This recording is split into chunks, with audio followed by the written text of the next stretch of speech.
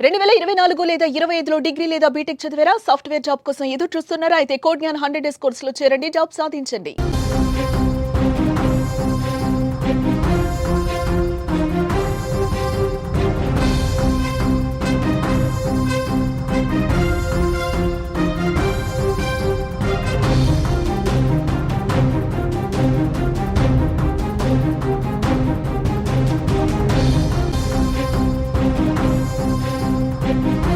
మరో breaking news చూస్తున్నాం.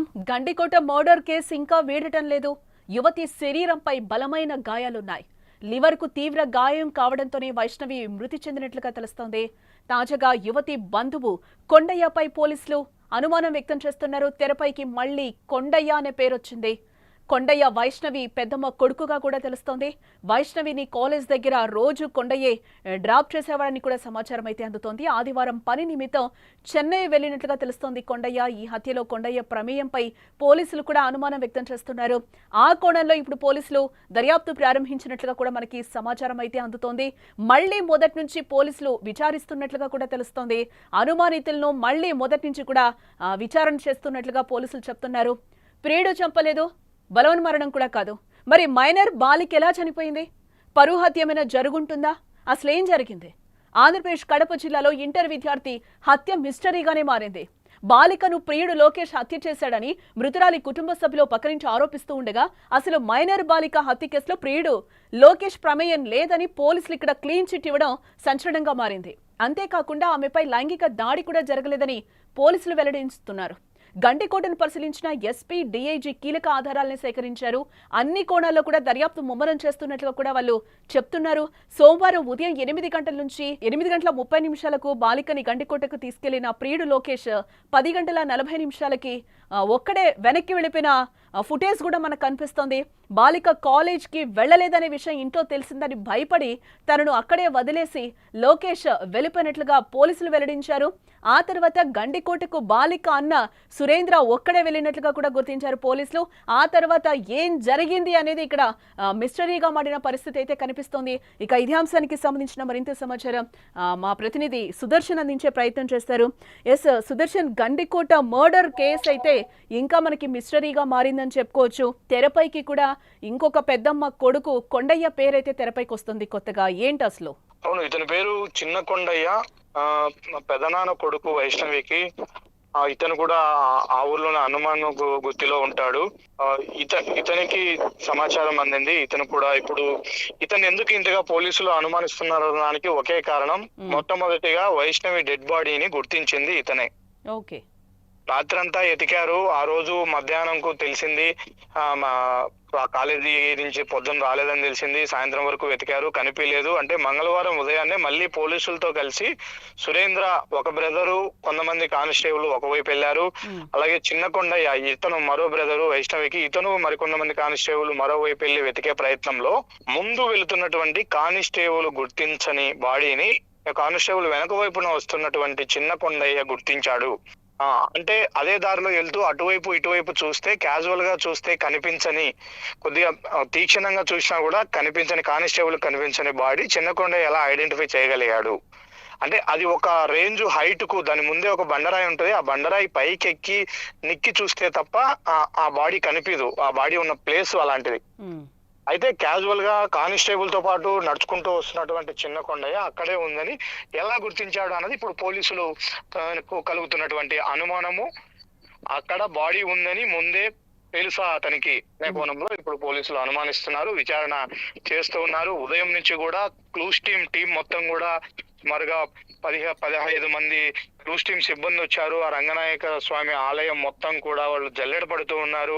ఎక్కడైనా బ్లడ్ డ్రాప్స్ ఉన్నాయా, లేకంటే అమ్మాయికి సంబంధించిన గాజులు కానీ, ఇయర్ పిన్స్ కానీ ఏమన్నా ఉన్నాయా, అసలు ఏ చిన్న ఎవిడెన్స్ అయినా దొరుకుతుందా అన్న కోణంలో పోలీసులు అయితే ఒకవైపు జల్లెడ పడుతున్నారు. ఉదయం నుంచి కూడా సుమన్ టీవీ గండికోటలోనే ఉంది. వీళ్ళందరూ చేస్తున్న ఒకవైపు క్లూస్ టీము, మరోవైపు పోలీసులు, అన్ని కోణాల్లో కూడా విచారణ సాగిస్తూనే ఉన్నారు. అయినప్పటికీ ఏమాత్రం క్లారిటీ రావట్లేదు. ఫస్ట్ ఆఫ్ ఆల్ అమ్మాయిని ఎక్కడ చంపారు, ఏ రూట్ లో తీసుకెళ్లి అక్కడ పడేసినారు అనేది ఇప్పుడు పోలీసులకు అంతు చిక్కడం లేదు. వాళ్ళు కొన్ని ఎగ్జామ్షన్స్ చేసుకుంటున్నప్పటికీ, కొన్ని ఊహించుకుంటున్నప్పటికీ ఎక్కడో ఒక చోట ఇది మళ్ళీ ఎగ్జిస్ట్ కాదు అనేది వాళ్ళకు తేలుతూ ఉంది. అందువల్ల అంటే మనం ఫస్ట్ రోజు చేసినటువంటి గ్రౌండ్ రిపోర్ట్ లో ఒకటే చెప్పాము, ఆ ధాన్యాగారానికి జుమ్మా మసీదుకు మధ్యలో ఒక దారి ఉంది, అక్కడ కేవలం నడక మార్గమే, ఆ నడక మార్గంలోనే వెళ్ళారు, అక్కడే ఆ అమ్మాయిని చంపేయడం జరిగింది, అక్కడే పడేశారు అని మనం ఎక్స్పెక్ట్ చేశాము. అయితే పైన నుంచి రంగనాయక స్వామి వెనక వైపు కాబట్టి అక్కడంతా కూడా హైట్ గా పెద్ద పెద్ద బండరాళ్ళు ఉంటాయి. రంగనాయక స్వామి ఆలయంలోనే ఆ అమ్మాయిని మొదటిగా గుర్తించారు, ఎవరైతే చంపారో వాళ్ళు మొదటిగా గుర్తించారు. అక్కడే ఆ అమ్మాయిని తీవ్రంగా కొట్టారు, దాడి చేశారు, కర్రలతో కొట్టారు, భుజాల పైన అమ్మాయి అరికాళ్ళన్నీ కూడా రక్తము మొత్తం బ్లడ్ క్లాట్ అయి ఉంది. అలాగే పక్క నుంచి అంటే పక్కటెముకల నుంచి బలంగా తన్నడంతో కాలితో ఆ అమ్మాయి లివరు డ్యామేజ్ అయింది, అందువల్లే మరణానికి దారి తీసింది, ఆ గాయమే ఆ అమ్మాయి ప్రాణాన్ని తీసింది అని కూడా పోస్ట్ మార్టం నివేదిక చెప్తూ ఉంది. అంటే ఒకరు కాదు, ఇద్దరు కాదు, దాదాపు ముగ్గురు 3 విధాలుగా ఆ అమ్మాయిని అన్ని విధాలుగా కొట్టారు విచక్షణారహితంగా. ఆ దెబ్బలు తట్టుకోలేక అమ్మాయి చనిపోయింది. చనిపోయిన తర్వాత పై నుంచి రంగనాయక స్వామి ఆలయము పక్కన నుంచి, గోడ పక్కన నుంచి తీసుకెళ్లారు ముగ్గురు. తీసుకెళ్లి వెనక వైపున అంటే ఒక బండరాయి పైన పడుకోవడం కూడా కాదు, ఒక వైపుగా ఆ బండరాయికి ఆనిచ్చి అట్లా బాడీని కూర్చోబెట్టారు. అది క్యాజువల్ గా అటువైపు నుంచి వెళ్ళినా ఇటువైపు నుంచి వెళ్ళినా ఆ ప్లేస్ కనిపించదు. ఎగ్జాక్ట్లీ అక్కడేమన్నా ఉంటుందా అని పట్టుబట్టి అక్కడికి దగ్గరికి వెళ్ళి ఎతికితే తప్ప, అంటే ఆ ప్లేస్ అలా ఉంది, దగ్గరికి వెళితే తప్ప ఆ ప్లేస్ లో ఏముంది అనేది కనిపించని పరిస్థితి. అలాంటి ప్లేస్ లో వీళ్ళు దాచిపెట్టారు. సరే, జరిగింది, ఒకవేళ చంపేశారు అది ఎవరైనా కానీ, అక్కడే బాడీని వదిలి వెళ్లాల్సింది కదా, ఎందుకు అంత దాచిపెట్టాల్సిన అవసరం వచ్చిందనే కోణంలో కూడా పోలీసులు ఇది చేస్తున్నారు. ఎందుకంటే గండికోట ఎంట్రన్స్ లో సీసీ ఫుటేజ్ ఉంది, మళ్ళీ అక్కడ టోల్ గేట్ దగ్గర సీసీ ఫుటేజ్ ఉంది, చుట్టూ పెన్నా నది ఉంది, పెద్ద లోయ అది. అంటే ఎక్కడ పడితే అక్కడ గండికోట నుంచి దాటుకొని వెళ్ళడానికి 2-3 మార్గాలు అయితే లేవు. ఎటు వెళ్ళినా కూడా వెహికల్ లో వెళ్ళాలంటే మాత్రం ఖచ్చితంగా సీసీ ఫుటేజ్ మీదుగానే వెళ్ళాలి, అక్కడ రికార్డ్ అవుతాము అనేది వాళ్ళకు తెలుసు ఖచ్చితంగా. కాబట్టి వెళ్ళడానికి, ఇక్కడ నుంచి తప్పించుకొని పారిపోవడానికి కొంత సమయం కావాలి. బాడీ అప్పుడే కంటపడితే మాత్రం వెంటనే పోలీసులు ఇన్వెస్టిగేషన్ చేస్తే దొరికిపోతాము అన్న కోణంలో కూడా వాళ్ళు ఆలోచించి ఉండవచ్చు. అందుకే ఎవరికి కనిపించకుండా రహస్యంగా దాచారు. ఫైండ్ అవుట్ అవ్వడానికి మరుసటి రోజు ఉదయం పట్టింది కాబట్టి ఆ లోపు నిందితులు పారిపోవడానికి అవకాశం దొరికింది. ఇప్పుడు వాళ్ళ సెల్ ఫోన్ నెంబర్స్ ను కొన్ని ఇక్కడ అప్పుడు ఈ నెట్వర్క్ సిగ్నల్ లో ఏమేమి ఉన్నాయో ఆ నెంబర్స్ ను గుర్తించి అవన్నీ కూడా ట్రేస్ అవుట్ చేస్తూ ఉన్నారు. వాటిల్లో 2-3 నెంబర్లు అనుమానంగా ఉన్నాయి.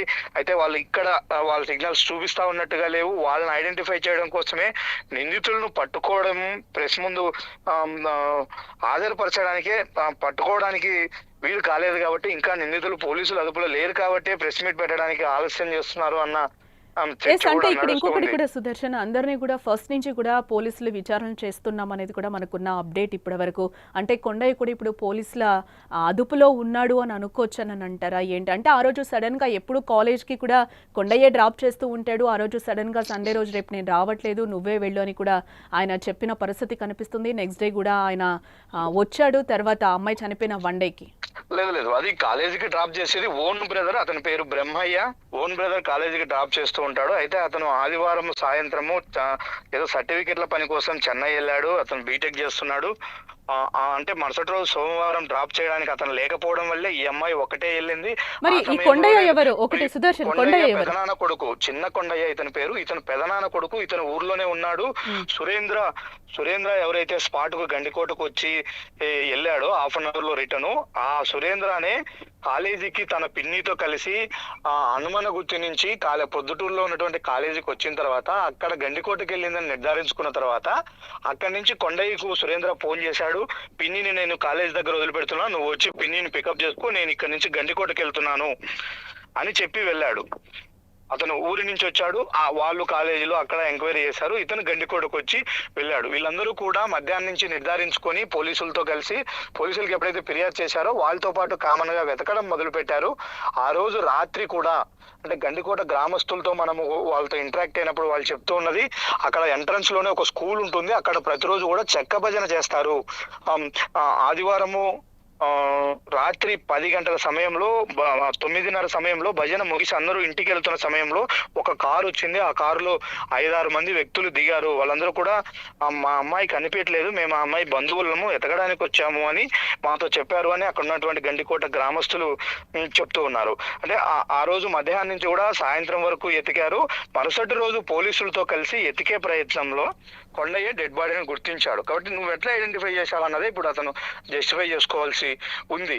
అయితే క్రూజ్ టీమ్ కు సంబంధించి కానీ ఎవిడెన్సెస్ కు సంబంధించి ఏమీ కూడా ఇక్కడ స్పాట్ లో దొరకట్లేదు. అంటే వాటిని తారుమారు చేశారా, లేకపోతే అమ్మాయి బ్లడ్ డ్రాప్స్ ఎక్కడ పడకుండానే చేశారా ఏందా అన్నది మిస్టరీగానే మారింది. ఇప్పటి వరకైతే ఆ అమ్మాయి తరపున బంధువులను ఎవరిని కూడా అదుపులోకి తీసుకోలేదు. వాళ్ళు ఉన్నారు వాళ్ళ ఇంటి దగ్గరే. ఎందుకంటే అక్కడ కొంత ఉద్రిక్త వాతావరణం ఉంది, వాళ్ళు ఎమోషన్ గా ఉన్నారు. మేము బాధితులం సార్, మేము మమ్మల్ని నిందితులు ఏ విధంగా చేస్తారు, మీ దగ్గర ఏం ఎవిడెన్స్ ఉంది, మేము కావాలంటే దీని పై స్థాయిలో మేము వెళ్తాము, సీఎం స్థాయి వరకు కూడా వెళ్తాము అని వాళ్ళు స్టేట్మెంట్లు ఇస్తున్న నేపథ్యంలో పోలీసులు కూడా ఒక పక్కా ఎవిడెన్స్ లేని వాళ్ళను తీసుకొచ్చే ప్రయత్నం అయితే చేయట్లేదు.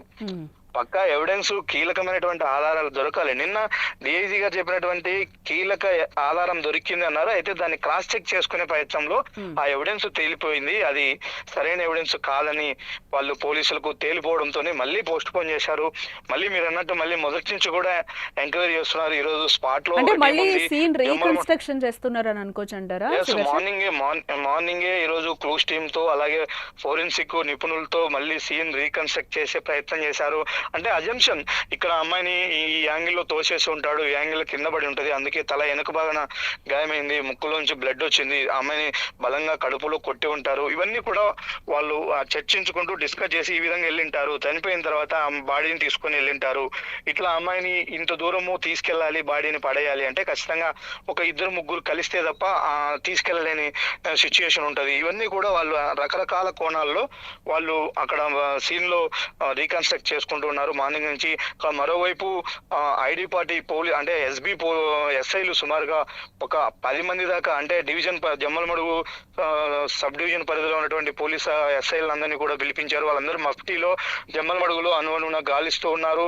అక్కడక్కడ ఏమైనా దీనికి సంబంధించి ఎమోషన్స్ రైజ్ అవుతాయా, ఒకవేళ వాళ్ళను అదుపులోకి తీసుకొని విచారించే ప్రయత్నమే జరిగితే ఏమైనా ఉద్రిక్త పరిస్థితులు ఏర్పడతాయి అన్న కోణంలో కూడా ఒకవైపు పోలీసులు ఎక్కడికక్కడ చర్యలు తీసుకుంటున్నారు, జాగ్రత్తలు తీసుకుంటున్నారు. ఎందుకంటే ఇప్పుడు చాలా ప్రిస్టేజియస్ ఇష్యూ అయింది, చాలా క్రూషియల్ టైం ఇది పోలీసులకు. మినిట్ టు మినిట్ కూడా కౌంట్ అవుతుంది. ఎందుకంటే నిన్న డిఐజీ స్థాయి వ్యక్తి వచ్చి ఎగ్జాక్ట్లీ టైం చెప్పి మేము కేసులు ఛేదిస్తాము, మాకు క్లూ దొరికిందని చెప్పిన తర్వాత ఆ టయానికి వాళ్ళు పెట్టలేకపోయారు. కాబట్టి అప్పటి నుంచి మినిట్ టు మినిట్ పోలీసుల మీద ఒత్తిడి పెరుగుతూ ఉంది.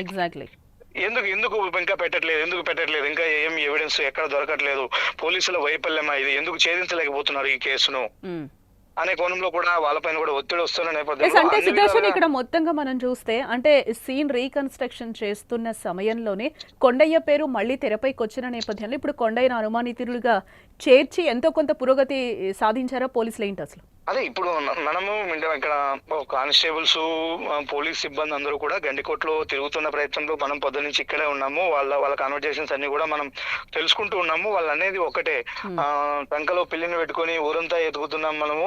అది అన్ని కోణాల్లో ఏ వైపు చూసినా కూడా వాళ్ళ వైపే అన్ని వేళ్ళు చూపిస్తూ ఉన్నాయి. కాబట్టి వాళ్ళ కుటుంబ సభ్యుల్ని ఎందుకు మనం అదుపులోకి తీసుకొని విచారించకూడదు, విచారిస్తే కొంతవరకు క్లారిటీ వచ్చే అవకాశం ఉంటుంది కదా అనే కోణంలోనే పోలీసులందరూ కూడా ఒక రకమైనటువంటి నిస్తేజంలో ఉన్నారు. కాకపోతే పై ఉన్నతాధికారులు మాత్రం 1-2 సార్లు ఆలోచిస్తూ ఉన్నారు. ఎందుకంటే వాళ్ళు ఎమోషన్ లో ఉన్నారు, వాళ్ళ పాప చనిపోయింది, వాళ్ళు మాకు న్యాయం చేయండి అంటూ వాళ్ళు ఒకవైపు ఆవేదన చెందుతున్న సమయంలో ఒక సరైన ఎవిడెన్స్ లేకుండా అతన్ని తీసుకొచ్చి ఏమాత్రం ఇది చేసినా కూడా అది బూమరాంగ్ అవుతుంది, ఆ న్యూస్ స్ప్రెడ్ అయితే ఇబ్బంది అవుతుంది. కాబట్టి ఇన్వెస్టిగేషన్ ఆలస్యమైనా పర్వాలేదు, ప్రాపర్ గా ఉండాలి. ఖచ్చితంగా సరైన ఎవిడెన్స్ ను సేకరించిన తర్వాతే టెక్నికల్ ఎవిడెన్స్ కోసం కూడా పోలీసులు తీవ్రంగా ట్రై చేస్తూ ఉన్నారు. ఒకవైపు ఐటీ పార్టీని అంతా కూడా తింపారు, వాళ్ళు టెక్నికల్ గా చూస్తూ ఉన్నారు, ఫోరెన్సిక్ వాళ్ళు చూస్తూ ఉన్నారు, క్లూస్ టీమ్స్ చూస్తూ ఉన్నాయి. వీళ్ళందరూ కూడా అన్ని డిపార్ట్మెంట్ పోలీసులకు సంబంధించిన అన్ని డిపార్ట్మెంట్లు ఎవరి పరిధిలో వాళ్ళు పూర్తి స్థాయిలో క్షుణ్ణంగా విచారణ చేస్తున్నారు. అటైతే మనకి ఇక్కడ అందుతున్నట్టు సమాచారం రేపటికి కూడా ఇది తెగేలాగా లేదు. ఎల్లుండి అలా ఒక ప్రెస్ మీట్ అయితే ఏర్పాటు చేసే అవకాశాలు ఉన్నాయి. ఈ కేసుకు సంబంధించి ఒక అనౌన్స్మెంట్ అంటే ఏ లేదు, ఇంకా ప్రెస్ మీట్ పెట్టేసరికి నిందితులను హాజరుపరచాల్సింది, చూపించాల్సి ఉంది. వాళ్ళు పట్టుకురావాల్సిందే. కాబట్టి ఆ ప్రయత్నం ఇప్పుడు ఇంకా చేయాలి, వేగవంతం చేస్తున్నారు. అయితే అన్ని వైపుల నుంచి కూడా. కాబట్టి కుటుంబ సభ్యులను ఒక సద్భావ వాతావరణంలో ఎస్ విచారించాలా, అంటే లేకపోతే వాళ్ళు ఇది మొత్తం చూస్తే సహకరిస్తారా ఇందాక లేదా? మనం కూడా అంటే సుదర్శన్ అంటే వైష్ణవి పేరెంట్స్ ఎవరైతే ఉన్నారో వాళ్ళ మదర్ కానీ వాళ్ళ ఫాదర్ మాట్లాడినప్పుడు కూడా మా సొంత కొడుకులు ఎందుకు చెల్లిని చంపే ప్రయత్నాలు చేస్తారు అని కూడా వాళ్ళు క్లియర్గా చెప్తున్నారు. బట్టలు కూడా లేకుండా అంత చంపే ఇది చేయరు, గొంతు పిసుక అయితే చంపేస్తారు కానీ ఇట్లాంటి దారుణాలు అయితే చేయరు కదా అని చెప్పి ఒక రకంగా ఆమె లోకేష్కి క్లీన్ చిట్ ఎందుకు ఇచ్చారు అనేది కూడా వాళ్ళ వెర్షన్గా కూడా కనిపిస్తుంది. మేము సొంతంగా ఇంట్లో కొట్టుకుంటాం మా పిల్లని, కానీ మేము బయట చంపుకునే అంత దుర్మార్గ పనులు అయితే మేము చెయ్యమని కూడా ఆమె క్లియర్గా చెప్తున్న పరిస్థితి కనిపిస్తుంది. లోకేష్ కు క్లీన్ చిట్ ఇచ్చారన్న విషయంలో వాళ్ళ పేరెంట్స్ నుంచి మార్నింగ్ నుంచి కూడా ఈ వర్షన్ వినిపిస్తుంది. కాకపోతే అతని ఎవిడెన్స్ పక్కాగా ఉంది. అతను ఎంటర్ అయింది, ఎగ్జిట్ అయింది ఉంది, మళ్ళీ రిటర్న్ వచ్చినట్టు ఎక్కడ లేదు. కాబట్టి లేదు. అందులో ఇంకొకటి ఏంటంటే ఇప్పుడు ఇది పొలిటికలైజ్ అవుతుందేమోనన్న ఒక సెన్సిటివ్నెస్ కూడా పోలీసులకు ఉంది. కాబట్టి అది కాకుండా ఉండాలంటే, ఎందుకంటే ఒక అబ్బాయి ప్రేమ పేరుతో ఒక మైనర్ బాలికను లొంగ తీసుకెళ్లాడు, పలానా టూరిస్ట్ ప్లేస్ కు తీసుకెళ్లి అక్కడ దారుణంగా తన ఫ్రెండ్స్ తో కలిసి అత్యాచారం చేసి చంపేశాడు. ఇలాంటి వార్తలన్నీ కూడా మా మనుగడలోనే ఉంటాయి లోకేష్ కు క్లీన్ చిట్ ఇవ్వకపోతే. అవన్నీ ఉంటే మరొక విధంగా ఇది ప్రతిపక్షాల నుంచి విమర్శలు వచ్చే అవకాశం ఉంది. అంటే దీంతో పాటు ఇంకొక పాయింట్ కూడా సుదర్శన్, అంటే పోలీసులు అయితే క్లీన్ గా చెప్పడం కూడా జరిగింది, అత్యాచారం అయితే అసలు జరగలేదు అని కూడా పోలీసులు క్లియర్ గా చెప్తున్నారు. బట్ పేరెంట్స్ సైడ్ వెర్షన్ వేరేగా ఉంది. మన దగ్గర కూడా దానికి సంబంధించిన కొంత ఇన్ఫర్మేషన్ కూడా ఉంది. ఎందుకంటే ఆ అమ్మాయి టాప్ ను మాత్రమే తొలగించున్నారు, లెగ్గిన్ అలాగే ఉంది. అమ్మాయి పైన అత్యాచారం చేసే అంతటి ఇది రిమూవ్ చేసినట్టు ఏమీ లేదు. పూర్తి స్థాయిలో నగ్నంగా అయితే ఏమీ లేదు. డెడ్ బాడీ పైన టాప్ కింద లెగ్గిన్ ఉంది, పైన టాప్ మాత్రమే. అది కూడా డిస్టర్బ్ చేసిందే తప్ప బలవంతంగా లాగింది ఇంకొకటి చేసింది కాదు. అంటే ఆ అమ్మాయి నిర్జీవంగా పడిపోయిన తర్వాతనే కేసును పక్కదారి పట్టించడం కోసం, కేసును అటువైపు డైవర్ట్ చేయడం కోసము చేసిన ప్రయత్నమే అన్నది పోలీసులు బలంగా నమ్ముతూ ఉన్నారు. అమ్మాయి నిర్జీవంగా పడిపోయిన ప్రయత్నంలో టాప్ ను తీసేసి కొద్దిగా పక్కకు పడేశారు అనే విధంగానే వాళ్ళు పోలీసులు ఎక్స్పెక్ట్ చేస్తూ ఉన్నారు. అది జరుగుతుంది. కాబట్టి దాని మీద కాంట్రవర్సీ లేదు. ఎందుకంటే లెగిన్ అలాగే ఉంది, కింద వస్త్రాలు కూడా ఏమాత్రం డిస్టర్బ్ చేయలేదు. అత్యాచారం జరగలేదని ఎలాగూ అక్కడ పోస్ట్ మార్టం నివేదికలో కూడా తేలిపోయింది. కాబట్టి అది జరగలేదు. వేరే ఆగంతుకులు వచ్చారా, ఇంకొకరు వచ్చారా అనే దానికి ఎలాంటి ఎవిడెన్స్ లేదు. ప్రియుడు చేశాడు అనే దానికి ఎలాంటి ఎవిడెన్స్ లేదు. కాబట్టి ఇప్పుడు ఇతను, ఎందుకంటే వీళ్ళు ఇక్కడికి వచ్చారు అన్న ఇన్ఫర్మేషన్ నిమిషాల వ్యవధిలోనే, అంటే గంటల వ్యవధిలోనే కాలేజీ వాళ్ళ ద్వారా తెలుసుకున్నారు. వీళ్ళు ఎగ్జాక్ట్లీ గండికోటకి వెళ్ళారన్న విషయం కూడా తెలిసింది వాళ్ళ పేరెంట్స్ కు. వాళ్ళ తరపు నుంచి ఒక పర్సన్ అటెండ్ అయ్యాడు ఇక్కడికి గండికోటకు. నేను వెళ్ళాను, అక్కడక్కడ 2-3 విచారించుకొని వచ్చాను అని కూడా అతను చెప్తూ ఉన్నాడు. లోకేష్ అదే టైంకి ఆ అమ్మాయిని ఇక్కడ వదిలేసి వెళ్ళాడు. ఇంకొకటి, లోకేష్ వదిలేసి వెళ్ళిన తర్వాత ఆ అమ్మాయిపై ఏదైనా ఇక్కడి నుంచి వెళ్ళిపోవడానికి ప్రయత్నం చేసిందా అంటే అది లేదు. ఎందుకంటే వదిలేసి వెళ్ళే సమయంలో ఆ అబ్బాయి ఎదురుగా వచ్చినటువంటి ఒక అతన్ని అడిగారు, అన్న బస్సు ఎన్ని గంటలకు ఉంటుంది? 6 గంటలకు బస్సు ఉంటుందని చెప్పారు. ఆ అమ్మాయి స్పష్టంగా చెప్పింది, నేను 6 వరకు ఇక్కడ వెయిట్ చేసి ఆ బస్సుకు నేను వెళ్ళిపోతాను, నువ్వు నా గురించి ఏం కంగారు పడొద్దు, ఇంట్లో విషయం తెలిసింది కాబట్టి నువ్వు వెళ్ళిపో, నువ్వు నాతో ఉన్నావు అన్న విషయం తెలిస్తే అది నీకు ప్రమాదమే, నాకు ప్రమాదమే అంటే. ఆ అమ్మాయి ఇంకోటి కూడా కాన్ఫిడెంట్ గా ఉండిండొచ్చు. ఎందుకంటే ఫ్రెండ్స్ తో కలిసి గండికోటకి వెళ్తున్నాను అనే విషయం వాళ్ళ పేరెంట్స్ కు తెలిసింది. కాబట్టి ఆ గండికోటకు ఒకవేళ మా పేరెంట్స్ నన్ను ఎత్తుక్కుంటూ వచ్చినా కూడా, మా బంధువులు, నేను ఉంటాను కాబట్టి మా ఫ్రెండ్స్ తో వచ్చాను, మా ఫ్రెండ్స్ ఇప్పుడే వెళ్ళారు, నేను కూడా వెళ్ళడానికి ప్రయత్నిస్తున్నాను, బయలుదేరుతున్నానని ఏదో ఒకటి సర్ది చెప్పుకోవచ్చు అనే కాన్ఫిడెంట్ లో కూడా అమ్మాయి ఉండొచ్చు. అవును, అదే కనిపిస్తుంది కూడా ఇక్కడ. అవును, ఆ ప్రయత్నంలో కూడా ఉండొచ్చు. అందుకే నేను ఉంటాను, ఇక్కడే ఉంటాను, ఒకవేళ మా ఫ్రెండ్స్ మా బంధువులు వస్తే నేను వాళ్ళకి సర్ది చెప్పుకొని వాళ్ళతో పాటు కలిసి ఇంటికి వెళ్తాను, లేదు వాళ్ళు రాలేదు ఇక్కడికి రారంటే నేను ఈవినింగ్ బస్ కు వెళ్ళిపోతాను పో అని చెప్పి ఆ అమ్మాయి ఇక్కడే ఉండింది. కాబట్టి సాయంత్రం వరకు కూడా ఆ అమ్మాయి ఇక్కడే ఉంది, పలు చోట్ల తిరిగింది. కొంతమంది టూరిస్టుల సెల్ఫీల్లో అమ్మాయి ఫోటో రికార్డ్ అయి ఉంది. అది కూడా పోలీసులు కొంత గుర్తించారు. అంటే సెల్ ఫోన్ సిగ్నల్స్ ఆధారంగా అప్పుడు ఏ టూరిస్టులు ఇక్కడ ఉన్నారు, వాళ్ళ నెంబర్స్ కాల్ చేశారు, మీరు అక్కడ ఏమైనా ఫోటోలు తీశారా, పలానా అమ్మాయి మీకు ఏమైనా కనిపించిందా అని పోలీసులు ఆరా తీశారు. వాళ్ళు కొంతమంది వాళ్ళు తీసుకున్న సెల్ఫీలను చూసుకున్న తర్వాత వాళ్ళలో ఏదైనా ఎవిడెన్స్ ఉంటే పంపించారు. అవన్నీ కూడా క్లారిఫై చేసుకున్నాకనే ఆ అమ్మాయి ఇక్కడ లైవ్ లో ఉంది, అక్కడ లోకేష్ ఎగ్జిట్ అయ్యాడు అన్న తర్వాతనే లోకేష్ కు క్లీన్ చిట్ ఇచ్చే ప్రయత్నం చేశారు పోలీసులు. ఓకే, అంటే ఈ సీన్ రీకన్స్ట్రక్షన్లో ఎవిడెన్స్ ఏమైనా కొంచెం కప్తే కొంచెమైనా కూడా పురోగతి సాధిస్తున్నారని అనుకోవచ్చు అంటారా సుదర్శన్ పోలీసులు? ఇప్పుడు జరిగిన ప్లేస్ ఎక్కడ, ఆ అమ్మాయిని ఎక్కడ కొట్టేసి ఉంటారు, ఎక్కడికి తీసుకెళ్లి పడేశారు అనే విషయంలో కొంత క్లారిటీ ఉంది. ఓకే. అయితే కొటేషన్ దగ్గర ఎలాంటి బ్లడ్ డ్రాప్స్ లేవు, వాళ్ళ ఫింగర్ ప్రింట్స్ సేకరించడానికైనా ఎక్కడ జరిగింది అనేది, అంటే చాలా పెద్ద ప్రహరీ కూడా ఉంది ఇక్కడ రంగనాయక స్వామి ఆలయానికి. అంతా కూడా రాతి కట్టడం, అది పురాతనమైనటువంటి రాళ్ళు అవి. వాటి మీద ఫింగర్ ప్రింట్స్ కూడా అంత నీట్ గా వచ్చే పరిస్థితి ఉండదు. నిన్న డాగ్ స్క్వాడ్ తెచ్చారు, వాళ్ళు డాగ్ స్క్వాడ్ కూడా ప్రాపర్ గా ఏమీ ఐడెంటిఫై చేయలేకపోయింది. ఎందుకంటే చాలా మంది టూరిస్టులు వస్తూ ఉంటారు, టూరిస్ట్ ప్లేస్ కాబట్టి ఆ ఎవిడెన్సెస్ అన్ని కూడా డిస్టర్బ్ అవుతా ఉన్నాయి, ఖచ్చితంగా డిస్టర్బ్ అవుతాయి.